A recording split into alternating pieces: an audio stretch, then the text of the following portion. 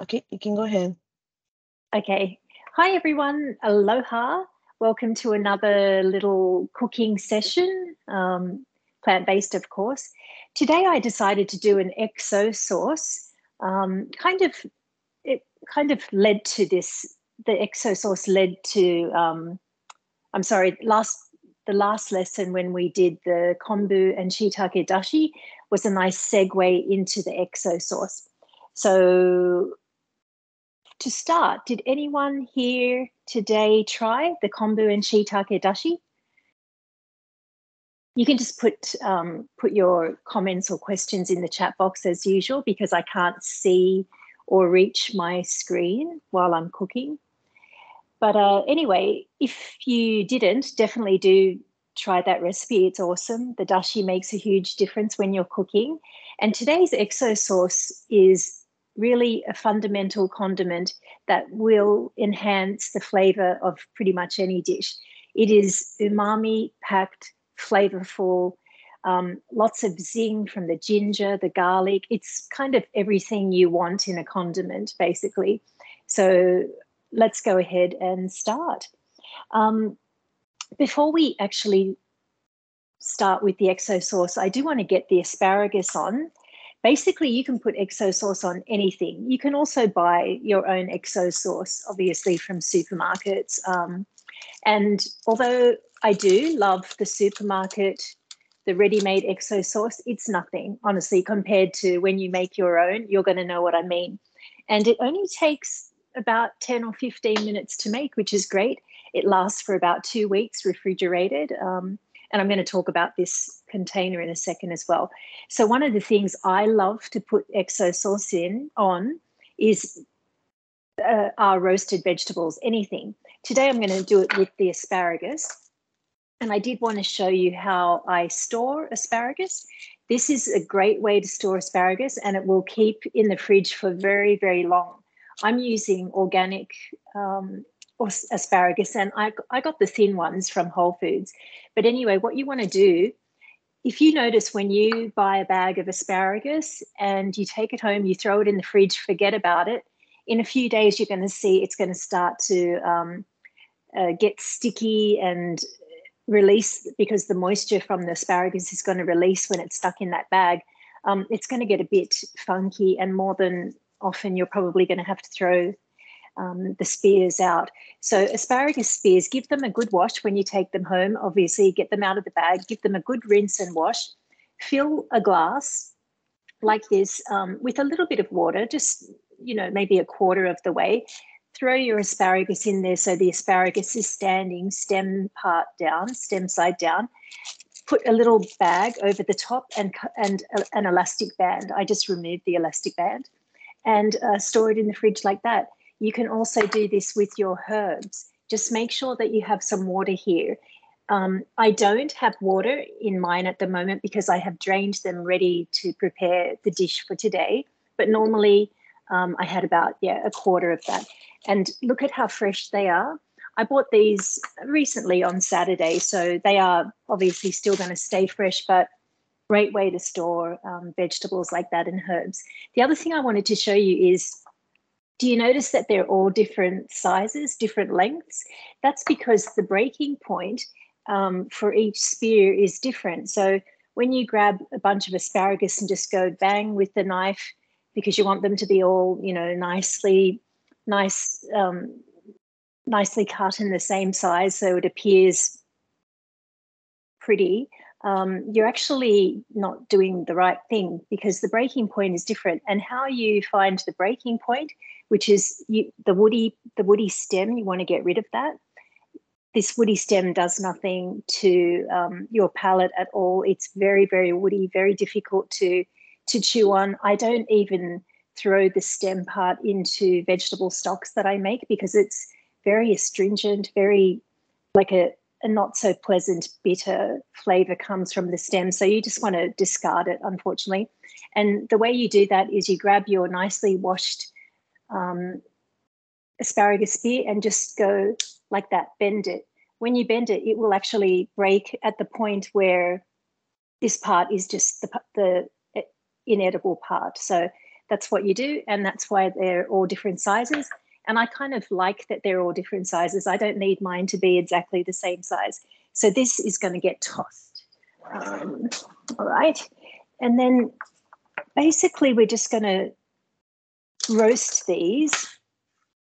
You know how I always say don't boil vegetables because you're just ruining them, basically. Boiling vegetables does nothing. You are losing nutrients and flavor at the same time. So what roasting does is it basically, while it's roasting in the hot oven, it is concentrating the flavors because the moisture is just disappearing, right, from the heat in the oven. And the natural sweetness in vegetables tends to come out. That's why roasting is the best way to eat vegetables, or steaming is another way another thing that I recommend. So because we're using the XO sauce, which does contain quite a bit of oil, I am only going to do a light spraying of extra virgin olive oil, a very, very light spray. You can't bake or roast the vegetables, in particular asparagus. You can't do it blind. Blind means without any oil. It's just going to dry up and not going to be very good. So a tiny amount of oil will go a long way. That's it. That's all you need. And again, I'm using the very thin asparagus. So this is going to cook a lot quicker than the recipe says. The recipe says about 10 to 12 minutes, I believe. But you're going to have to watch your asparagus because really it depends on the thickness. And I do say that in my book for this recipe. This recipe is actually in my book, in my second book. All right, so just a little bit of salt and pepper just to season a bit. Oops. And I'm just going to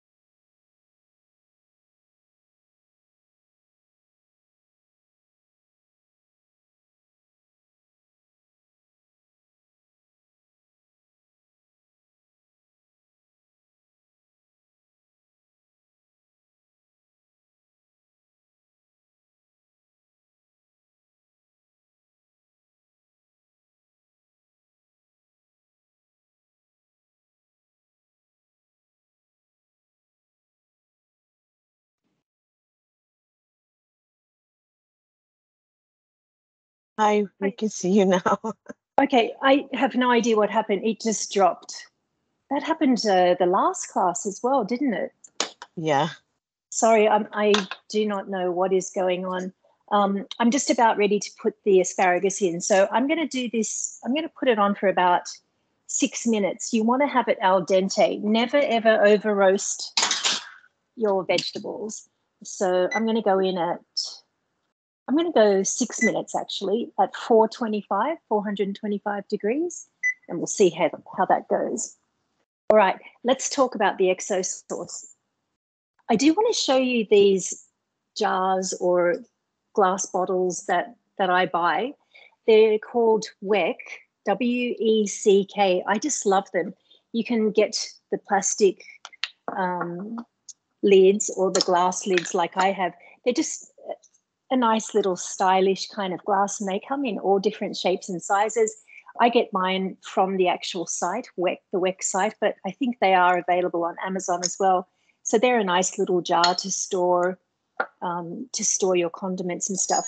This is what we're going to be making today, the XO sauce. It is so divine. You're going to love this. And I'm going to tell you straight off the bat, you can, by all means, reduce the amount of oil. XO sauce basically is an oil-based condiment. That's why it has as much oil in it as it does. And even when you buy the store-bought ones, you're going to see that it is really soaking in oil. But I will tell you that this definitely you can reduce the oil right down to half or even just 1 tablespoon. It might change the flavor, obviously. It won't be as good a mouthfeel, but yeah, if you're you know,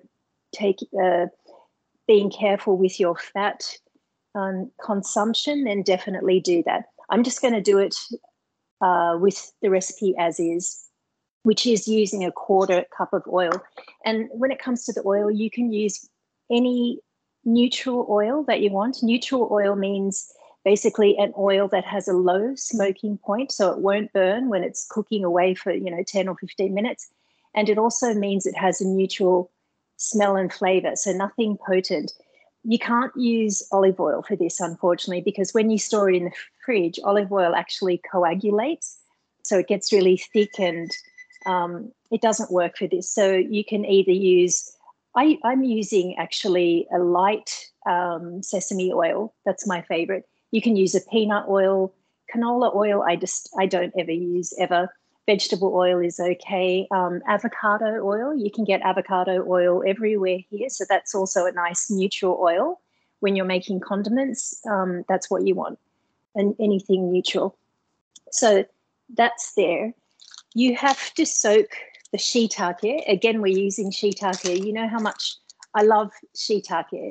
And in Hawaii, you get shiitake everywhere thanks to the the Japanese who brought these beautiful umami-packed dried mushrooms onto our island. So that's the shiitake mushroom. Again, when it comes to shopping for these, I would say go for the medium-priced ones. The more you spend, the better. The shiitake is going to be, quite frankly, and I have always found that. So if you're doing a condiment like this, and you can spare another couple of dollars for a bag, I would definitely get a little bit of a better quality. So these I got from Sendai from Japan on my last trip, but normally I do all my shopping at Nichiya for my Japanese ingredients, or of course Don Quixote has a lot, and the other Japanese supermarket, I always forget the name of that one, right? So the great thing about this recipe is you only need to soak them in boiling water for about 30 minutes. And if you look at the color, it's a nice golden amber color. So we have definitely gotten some of the umami, pulled out some of the umami from the mushrooms. And what I always tell people to be careful of is there may be sediment left on the mushrooms, and if that goes into your dish, it's a goner, because people are going to get that gritty, sandy bite. So you have to really be careful when you're using mushrooms. And I know chefs in Japan will go, don't rinse the mushroom after it's soaked. But unfortunately, what I have found when I buy mushrooms here is there is often sediment, whether it's dirt or something stuck in the mushroom. So we are going to have to rinse them. I am going to wash my hands quickly, grab the mushrooms, rinse them under the water just for a couple of seconds, squeeze, and then bring them back. Okay, so just give me a second. If anyone has any questions, please do ask in the chat box, or turn your mic on and go ahead and ask anything that you want while I'm cooking. Okay, so these are squeezed nicely. And now what we're going to do is remove the stem. While I'm doing that, I'm actually going to turn on my oil, heat my oil on medium to high, get that warmed up. You can see, the shiitake stem, that it has a little tough woody stem. We need to get rid of that. So just cut around it however you like. And basically, you're just going to chop. Oh, this one's very soft, so I'm just going to keep it. You're going to chop the shiitake mushroom into really tiny bits. So think about a condiment that you have in your fridge that you've seen that contains garlic or ginger. You have little bits, tiny little bits. That's what you want to do. Don't waste any of the shiitake mushroom, the umami king of the plant-based world.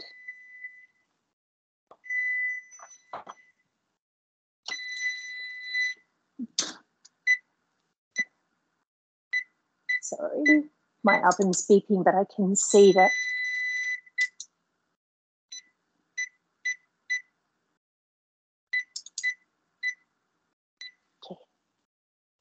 That was the asparagus. I mustn't have put it on for 7 minutes. Maybe I did. Oh, actually, they are ready. Gosh, 7 minutes went very quickly. And I'm yapping. Okay, yep, they are good actually. Nice and al dente. Beautiful. I'm just going to let these sit here for a while. They don't need to go anywhere yet. At this point, actually, while they're hot, you can add the exo sauce. So first I'm going to get this in and go back to the asparagus. Now you have your green onion. You're just going to slice that very thinly, thin slices, and that's going into the pot with your oil. Again, I'm using a light sesame oil, and I tend to get most of my oils actually from Down to Earth. Down to Earth have really good quality oils, and the good thing about Down to Earth is they often have, if you go to the condiment section where they have this, the shoyu, the soy sauces, and all their large selection of oils, you often find some really good bargains, stuff on sale. So definitely now that we have to sort of pinch our belts a bit with all this inflation, I do recommend buying things when they are on sale. Obviously, that's a no-brainer, but yeah, when it comes to oils and stuff, I often, if I see an oil that I really like and it's on sale, I'll often get it, because oils and shoyu and vinegar, stuff like that, they have very long shelf lives. So I have put in the green onion, which we call negi in Japanese. Okay, the green onion's in. I've got my beautiful chopped shiitake. I actually just do this in my stand mixer, but I wanted to show you that really it's taken about less than a minute to chop that. So no, not very time consuming. But what I am going to do for the ginger and garlic is use this, because I'm going to show you how much quicker it is. So I have my peeled garlic already. I do want to tell you, when it comes to garlic, I always buy mine already peeled organic garlic from Whole Foods. Whole Foods have the cheapest garlic. You get it in a little plastic container, already peeled. I would definitely give them a rinse when you take them home. And you buy them by weight. So you can get a nice little, a really decent sized pack for $2 or $3. I spend no more than $3 for a big pack that really lasts me for a whole week. So if garlic is your thing, definitely go there and get it from Whole Foods. I'm just cutting off the little end bit that I don't like to keep. It's a bit tough. Some people just chuck it in, but I'm not going to. Okay. So about 5 garlic cloves, depending on their size and depending on your tolerance level for garlic. My tolerance level, the average person is here. I'm about here. When it comes to garlic and ginger, I like the flavor. Garlic, bring it on. So I'm definitely adding a little bit more than the recipe says, but that's the beauty of cooking, isn't it? Making your own, because you can adjust the flavors accordingly, according to your taste. So the garlic's gone in, and the ginger. When I see people in videos or cooking shows cutting ginger, I just want to scream and cringe, because they get the knife and they go whack, whack, whack, whack, whack, and they cut all the bloody ginger away. There's so much waste. And again, we're pinching our wallets at the moment. So don't waste food like that, really. Use a peeler. Use one of these peelers. This is the only peeler I use. I cannot use those other weird peelers that you hold like that and peel. This is an amazing peeler. You go like that, and you get just the thin layer of skin that will fall, what do you call this? Scrape away. So yeah, that's a good way to cut your ginger. again, when it comes to ginger, as with the garlic, my tolerance level is very high. I just love the flavor of ginger. So I'm going to add a little bit more than the recipe says, and you can too. That's your thing. So it's going to be a bit noisy, excuse me. If you don't have a stand mixer and you love cooking, especially with garlic and ginger, I highly recommend one of these. They are very, very, very convenient. That took literally seconds, where it might have taken quite a while for me to actually chop all of the ginger and garlic. All right, so now I wish that you could smell this shiitake that's cooking away now. It is just gorgeous with the green onion. So it's been a few minutes, 4 or 5 minutes. I am going to add the ginger and garlic to the pot.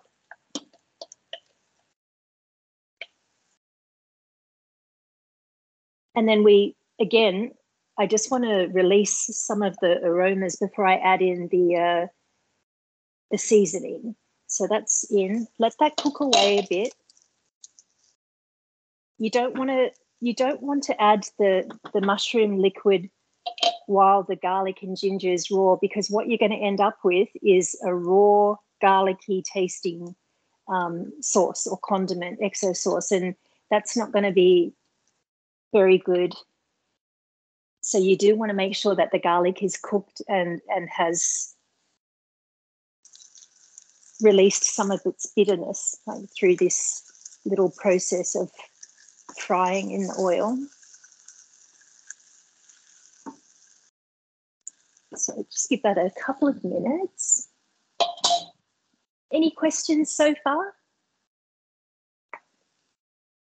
Someone's complimented that the you had a good tip about using the peeler to peel the ginger. The person used a spoon to peel the skin off the ginger. Yes, yes, you can use the spoon to do it. You are correct. I find that method gets a bit messy, I'll be honest. This peeler, it comes off in one strip. There's no little, even the funny, little bits of the ginger that stick out. This will just scrape them away. So it's a very handy tool to use with that. But definitely, thank you for mentioning using the spoon to also peel. That's much better than cutting it away and cutting away all of that ginger.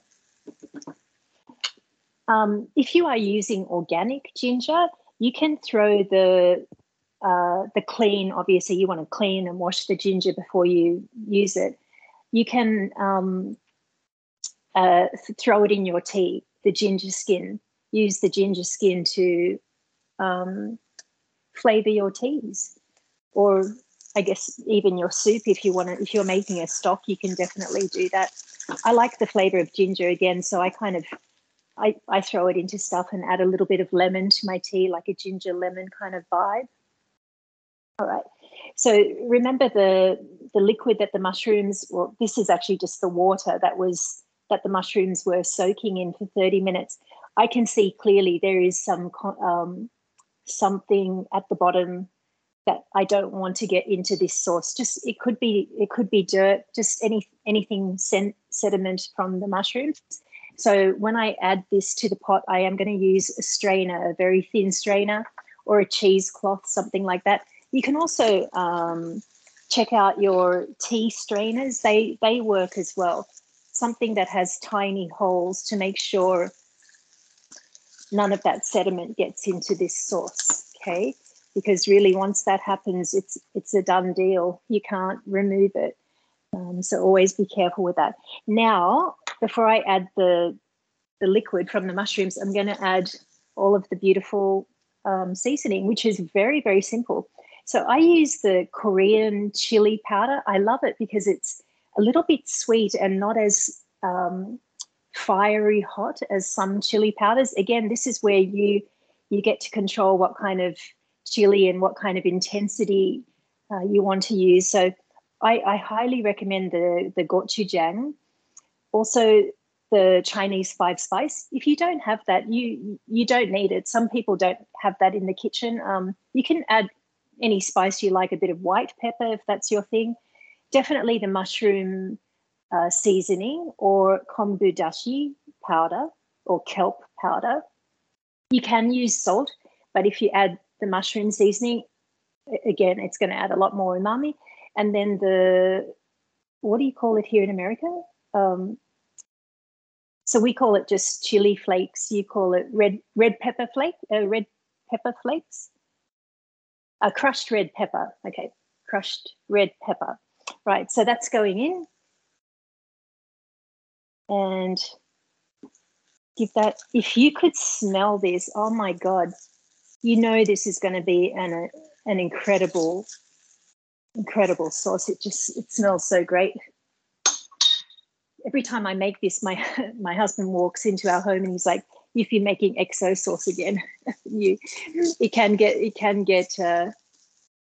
get quite aromatic in the kitchen, let's say. Okay, now we're ready to throw in the dashi. Oh, I'm sorry, this shoyu, soy sauce goes in. Please use, pardon me, the chili is coming up from the pot and tickling my throat, giving me a bit of a tickle. You can use a light sodium soy sauce if you like. And also if you're gluten-free, then definitely change that to liquid aminos, coconut aminos, something like that. That doesn't contain any gluten. So we're going to turn this down. Can you excuse me for a moment?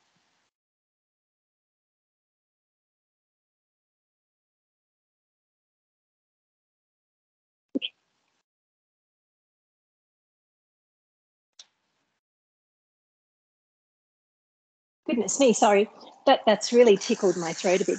We really need to turn this down. So turn it down to low, and then we're going to add the molasses, dark molasses. This is just the syrupy, thick syrupy liquid, a byproduct from the sugar cane. So you want to use this. If you don't have molasses, again, I understand this is something that not every household has. This is the Umami of Sweetness, I call it. I talk about this in both my books because there's no need to use sugar. Use this and use less amount because it's very potent and very, very intense. It's like an intense sweetness, which I love. So that's a good thing to have in your kitchen. Again, I always get my molasses from Down to Earth. I like their brand. I think they've got a few there. It doesn't matter which one you get, but there are different, I think there's 3 types of molasses. You can get light and then medium, and then this one is what I use. Oh no, this is the original molasses. I usually get, why did I get that? I usually get blackstrap molasses. That's the strongest one, and that's the one that I love. Okay, so now the dashi, not the dashi, the mushroom liquid going in.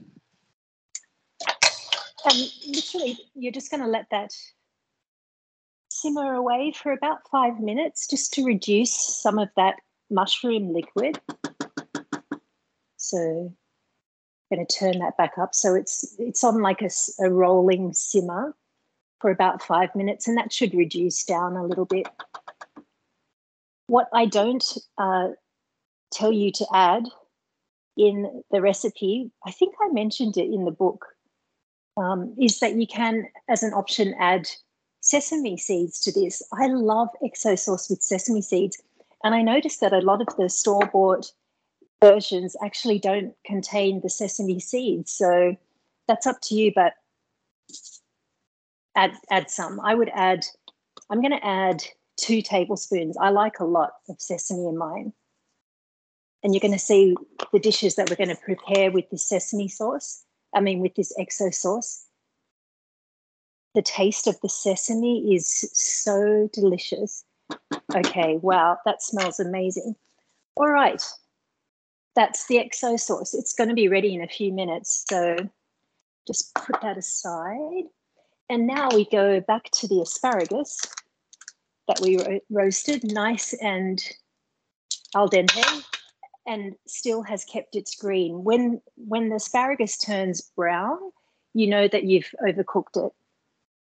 So be aware, be careful of that. All right, I'm just going to pop this on my plate.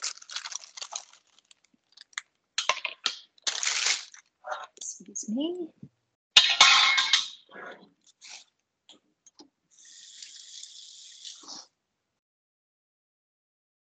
Sorry, excuse me again for a second.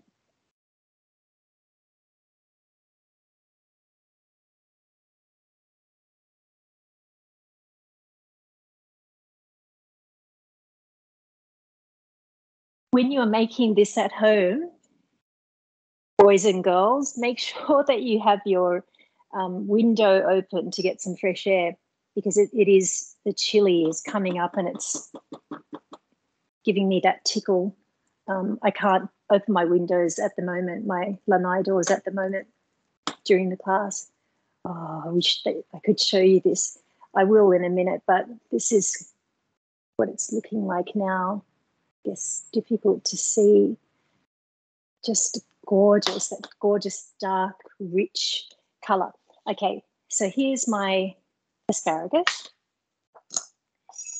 And literally you're just going to spoon on some of the exo sauce. That's it. I didn't put sesame in this one because I did this one to exactly as the recipe said, but spoon that on, get your tongs. I mean, honestly, I would do this in a bowl first and mix it with some tongs and then plate it, but you're going to put as much or as little as you like. It's just to taste. And what a gorgeous, gorgeous side dish. Really, this is something you can do when you come home from work. You go bang, asparagus in, you've got your XO sauce ready. Whether you make your own or not, that's up to you. And this is a beautiful side dish. I'm just going to top it with some sesame. As I said, there was no sesame in that one. And there's one dish down. How nice is that? You know, with some brown rice or some grains. You can even like sprinkle over some grains or some nori, some seaweed, crushed seaweed or something. So that's ready to go. Any questions about that one? Yes, someone is asking if you can spoon on the sauce if it's still hot, or does it need to be cool first? Yes, definitely. Yeah, definitely do that. And the same thing with the edamame, actually. When you do that and it's hot, keep in mind that the asparagus is, while it's hot, is going to continue to cook. So when you have a hot vegetable or, you know, a hot ingredient that has just been boiled or steamed or baked, whatever, and you put a wet sauce or a wet condiment on it, what's going to happen is it's going to start to steam because you haven't cut off the heat in that vegetable. It will start to steam, and that's going to cause moisture and sogginess. So just because the asparagus is very thin, and I had it sitting here for, I guess, 10 or 15 minutes while we were, you know, continuing on, it actually cooled down. And now, if you look at that, there's no water or moisture or, you know, dripping from it, which is kind of nice. You don't really want to steam it again. That's the reason why I didn't, after the asparagus was roasted to my liking, nice and al dente, that's why I didn't put it in a bowl, because then the asparagus is all over on top of each other and keeping the heat in, which is steaming it. By leaving it flat, laid out flat on the baking tray, it's obviously going to cool down quicker. So in answer to your question, so yes, if you don't mind that steamy feel and that and understand that it will start to wilt and get a little bit soggy, then by all means. What I would do is with the edamame, please go to your, I think it was the last page, the exo edamame. If you can go to that recipe, I don't know if I can call it a recipe, but basically you just cook your edamame. This is regular frozen edamame that I have boiled according to the package.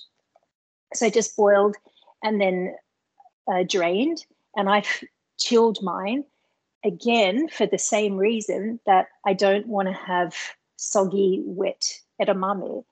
But my husband and I both agree, actually, we don't mind that. When the edamame is hot, you boil it, or if you're microwaving your frozen edamame, however it is that you're heating the edamame, you can actually just go in with the XO sauce, give it a nice toss, and it will loosen the edamame, and you'll get a nice little sort of wet, juice. Like when you order edamame in a restaurant, it's kind of on the wet side. So in this case, I would say yes, you can.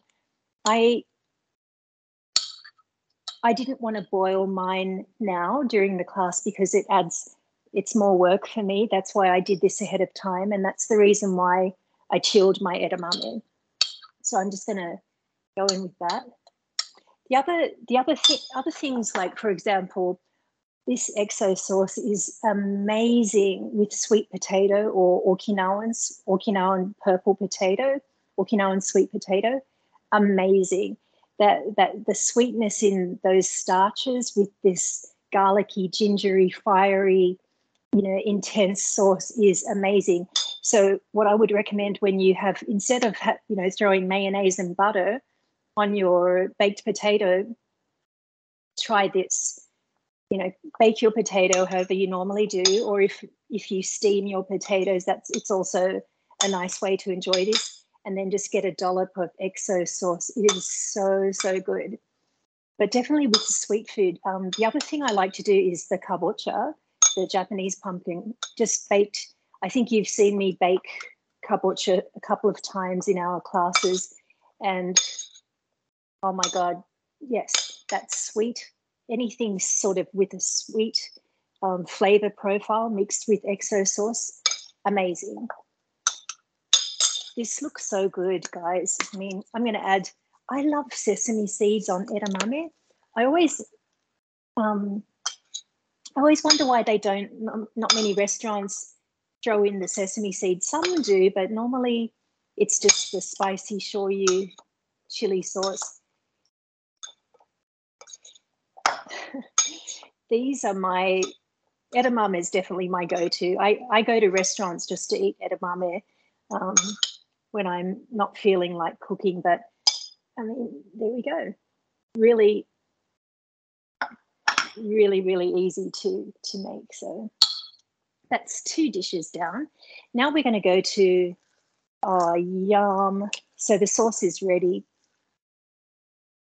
Oh, that looks so good. I'll pour it in.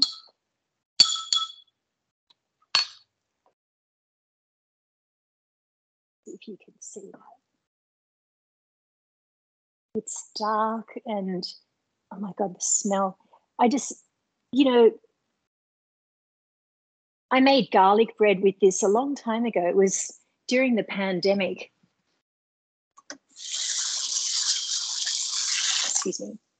It was during the pandemic, and I didn't have any vegan butter, but we were doing something, and I wanted to make garlic bread. And I thought, I wonder what that will taste like. It was great. Like, one of my neighbors said, no, I didn't really like it, but my husband and I enjoyed it. So this is maybe something you can try on your garlic bread. Just get a nice French stick, a baguette or something, cut it, just spoon into each slice, cover in foil, bake in the oven. It's a little sort of twist on the regular garlic bread, but that's what it looks like.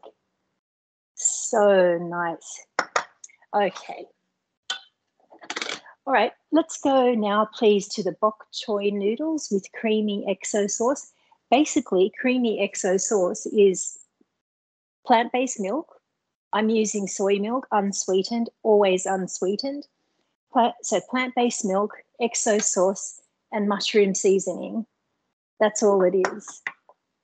Instead of, if you want to substitute the plant-based milk for coconut milk, go ahead, canned coconut milk. When I am doing curries especially curries, or like an Asian coconut, like a Vietnamese coconut stir fry or something, then I won't use the soy milk. I'll definitely use coconut milk to add more flavor. So whichever one you like. Coconut milk is a bit more fatty, so the calories are going to obviously increase. I already have in my soy milk, I already have put 1 tablespoon of mushroom seasoning. So we're going to heat that up. Let's get that on. Everything really, this is just use this on everything. So one of my husband's favorite things is kimchi fried rice. He has been eating it for 30 years at, what's the place, that restaurant that has, oh, I can't remember the name of it. It might come to me. I don't go there because there's nothing there for me to eat. Is it Big City Diner? No, it's not. Something Avenue? Side Street. Side Street, yes. Side Street, right. I've been there a couple of times, but anyway, my husband swears that's the best kimchi fried rice on the planet. And then that was until he tried mine. Now he swears mine is. Oh, I'm not kidding. You know, I get that husbands want to, you know, make their wives feel good and stuff. But seriously, this is the secret to a banging fried rice. And I get the, I'll show you actually. I get vegan kimchi from, I get this one from the commissary. That's what it looks like. It says authentic kimchi, spicy. It's gluten-free, vegan, and has probiotics, obviously. Napa cabbage, spicy. And the brand looks like it's Pulmoni, Pulmoni.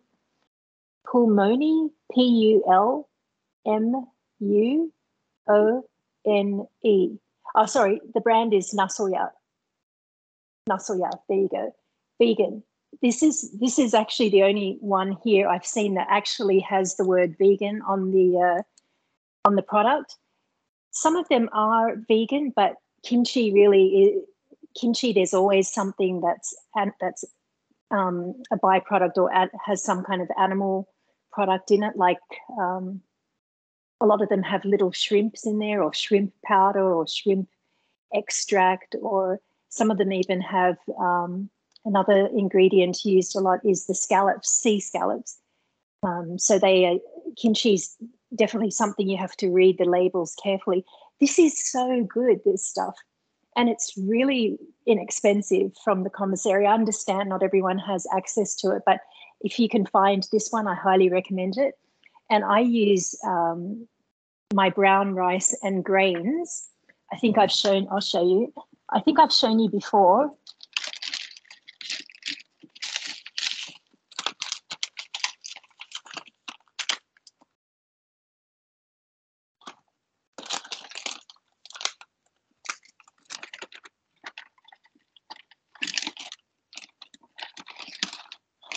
Oh, looks like I don't have any down here, but I buy from Amazon. I buy the ancient grains with brown rice or long rice or stuff like that, and I just use that instead of white rice. I don't eat white rice much, but anyway, just honestly, just rice, chopped up kimchi, and this XO sauce makes an amazing fried rice. So there you have it. There's my secret. And whenever I make it for my neighbors, they go crazy. They love it when I bring my vegan kimchi fried rice to the little get-togethers for cocktail hour. Okay, so my soy sauce and the mushroom seasoning is now nice and warm. I already steamed my bok choy, just steamed it in a pot with a little bit of water, lid on top. These are great little steamers, so handy, so easy to clean. I only steamed for about 5 minutes, cut the bok choy, made sure that they were really clean, because as you know, bok choy can also, little sediments can get into the leaves and stems as well. So you want to be careful. Beautiful. This is about 2 bok choy. You can put 3, however, Depends on how many people you're cooking for. So the bok choy is steamed. It's now just going to simmer in there. And this is where I'm going to add my XO sauce before I add the noodles.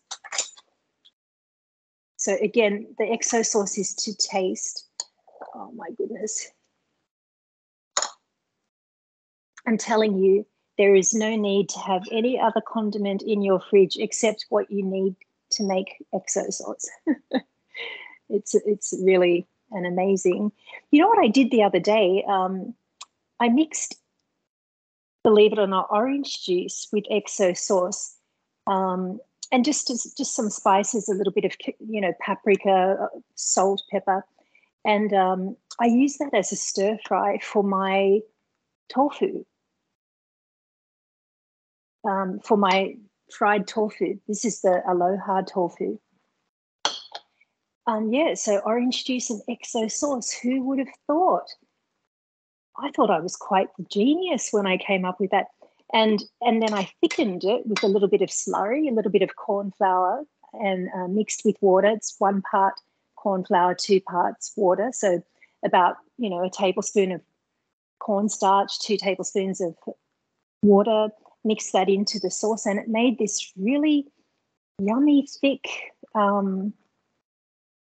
sauce, orange sauce with all the XO flavors in it. So there's something that you might like to try as a nice little stir fry sauce. I'm going to give this a try now, just to make sure I have in fact added enough of the sauce. I haven't added my pepper yet. I have to put pepper in this in a second.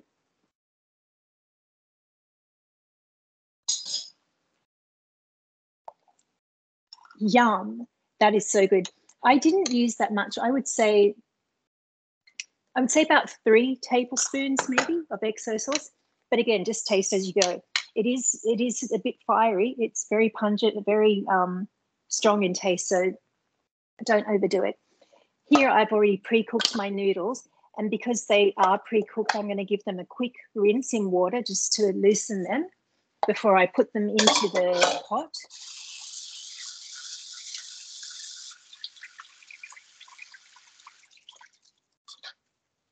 And do use whatever noodle you like. I do recommend the udon. I'm using the thin udon noodles. You can use somen, buckwheat noodles, ramen noodles if you like.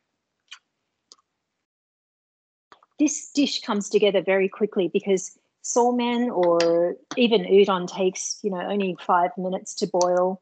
Then you drain. If you have the XO sauce ready to go, and if you have plant-based milk, pretty much this is a 10-minute kind of deal. While you're heating up the milk and cooking your somen, you can start getting your bok choy or spinach. Just use spinach. When you get the big bags of spinach or the big bags of pre-washed kale, this is a fabulous way to use kale and get more kale into your diet. I know we could all use more greens in our diet, so I do recommend that. The somen you really just want to heat just for a minute because it's already the noodles are already cooked. So, oh my goodness, that is so delicious. Looks so good. And then as I said, I am going to add my pepper. I love pepper. So pepper to taste. This doesn't need anything else. Turn that off and get my dish. I thought I had one prepped. So yes, this is, and again, you don't even need the noodles for this. You can swap the noodles for tofu, fried tofu, or just pressed tofu. Oh my God, yum. Oh.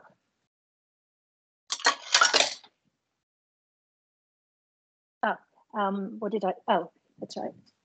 What I would top this with is just a little sprinkle of shiitake, if you have it. Do this.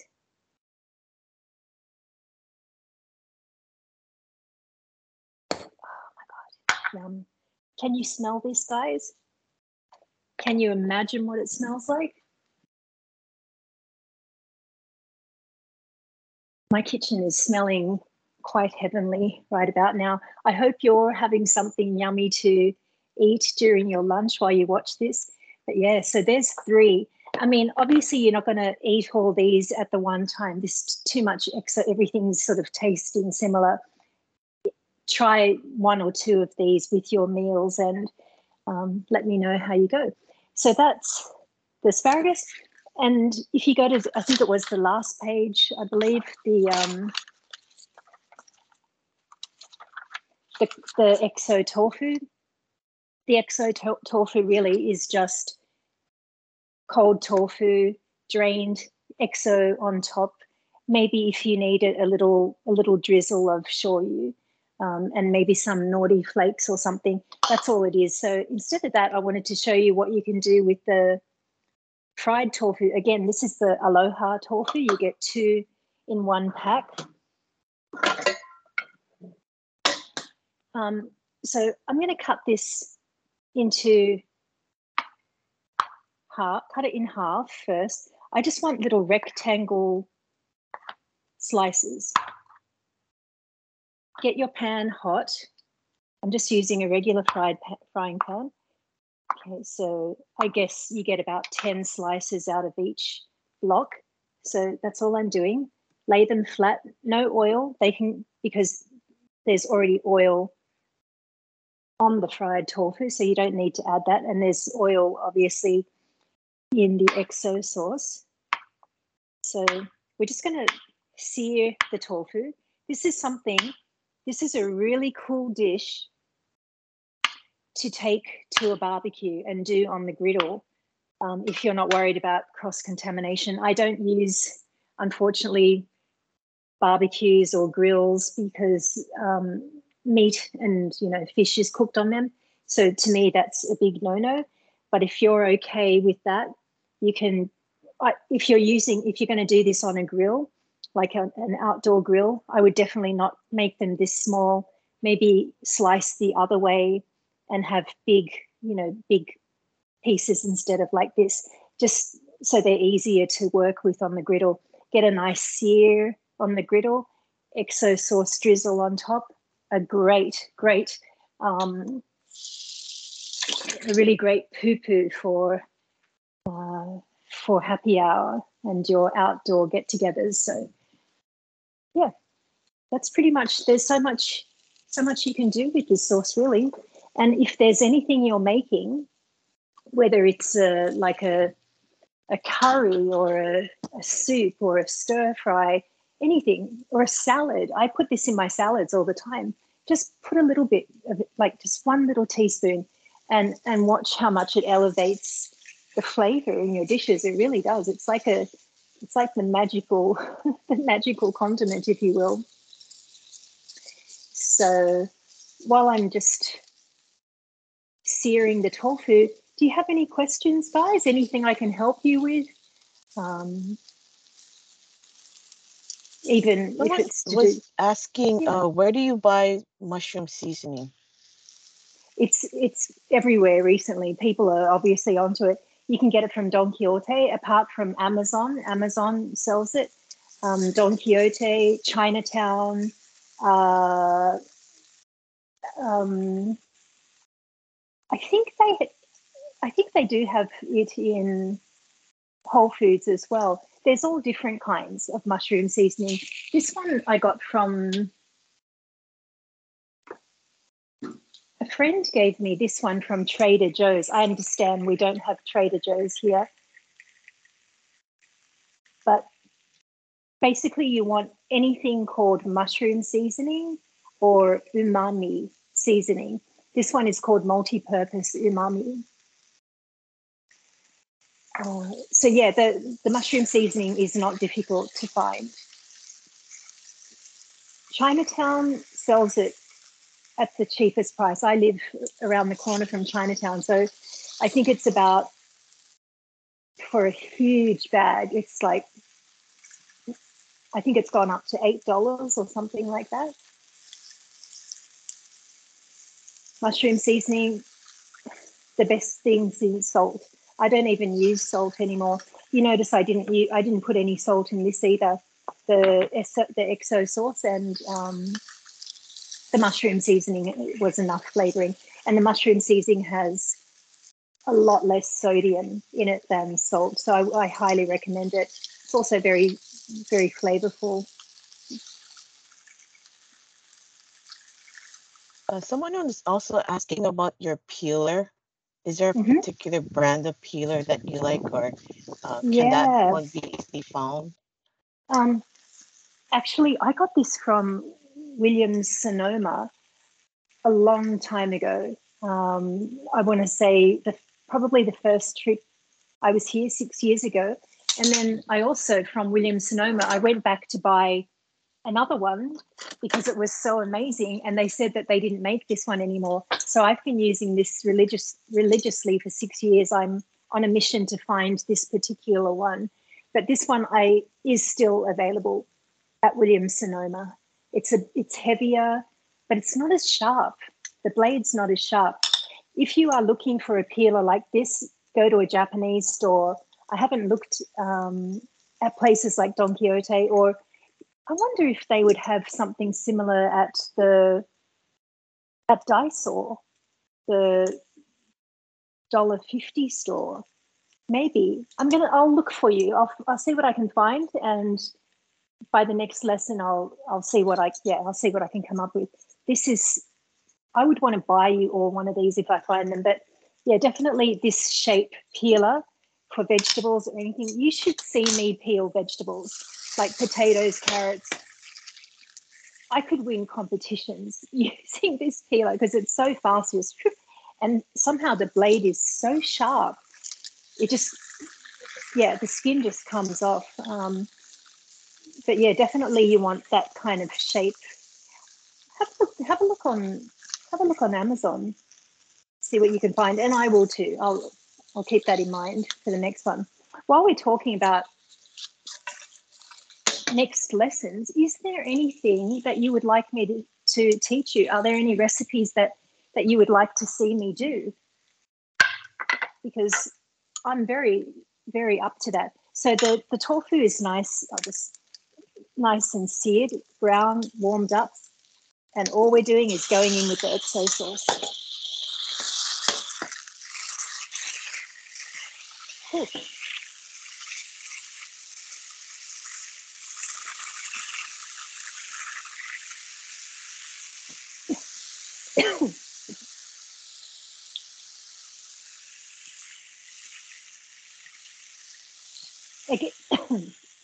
Excuse me.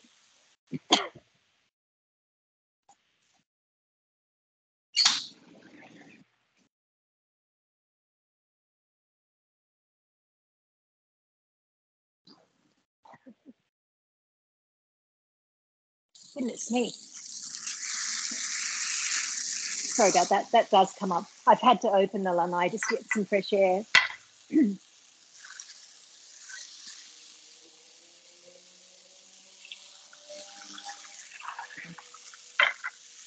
Yum.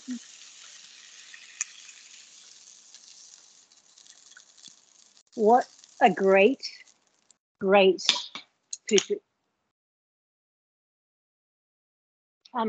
The only thing I would do with this, which I don't have, excuse me, so sorry about that, which I don't have time to do, is sprinkle some green onion on that. So there we have it. Excuse me. Gosh, that chili's just gotten into my system. Can you imagine that with with a nice cold beer? Yum. And what I love about this tofu dish is it chills really well. Like I'm gonna actually eat this later on tonight. So put it in a dish, cover it, and then that's going to be one of our poo-poos for dinner. Oh my goodness, I'm so sorry.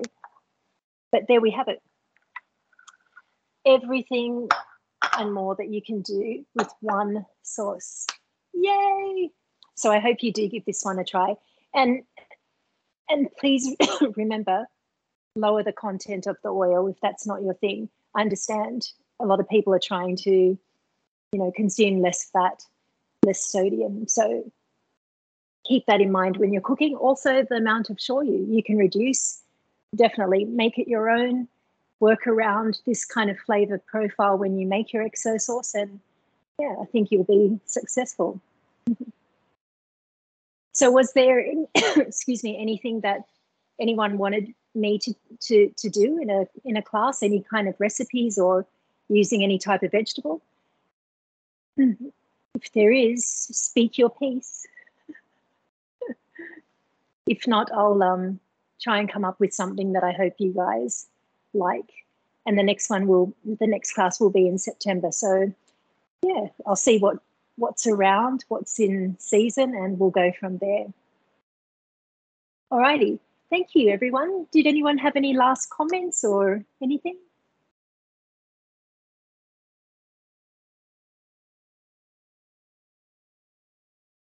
No? Okay, well, okay. Thank you, Chef. Well, thank you, everyone. Thank you again for sharing your lunch hour with me. Take care. Also, before you leave, please do join me on Saturday with Alice Inoue. She's going to be interviewing me for the hour. And what's going to be good about that, just go to happinessyou.com. I know you're all familiar with Alice. I'm going to be talking also about how to budget, how to shop mindfully to save some pennies, given the times that we're in. So that'll be an interesting chat. It's going to be more of just talking about how to have a successful, you know, plant-based lifestyle. So if you have time, do join us. It's this Saturday from 2:30 to 3:30, and it's free. It's a free session, so hope you can make it. Thank you, everyone. Have a great day. Enjoy the rest of your day. Take care and aloha.